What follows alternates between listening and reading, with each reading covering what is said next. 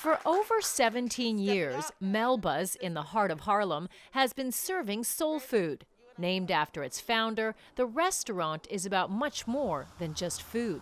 It's about the soul of a neighborhood. 114th Street and Frederick Douglass Boulevard was one of the most notorious drug blocks in my community.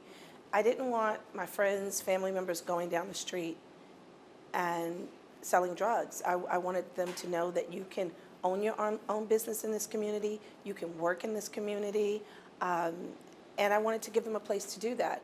Wilson started Melba's with her own savings. She's employed many from the neighborhood who are helping to keep her grandmother's recipes alive.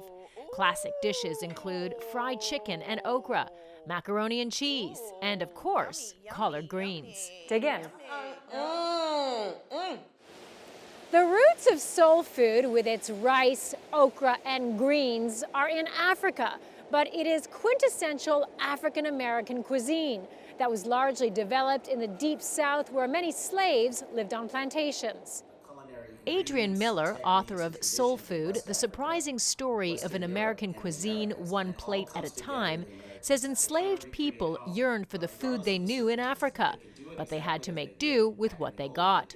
Foraging was commonplace. So once a week, they got rations. That would be 5 pounds of some starch, could be cornmeal, rice, or sweet potatoes, a couple of pounds of either smoked, dried, pickled, or salted meat, usually pork, and then a jug of molasses. So the enslaved had to figure out how to survive by gardening, foraging, hunting, fishing, and doing all these other things to supplement their diet. Miller says what emerged was a type of Southern cuisine created by and first consumed by African Americans. But with time, others adopted the food as well. It was renamed soul food in the 1960s.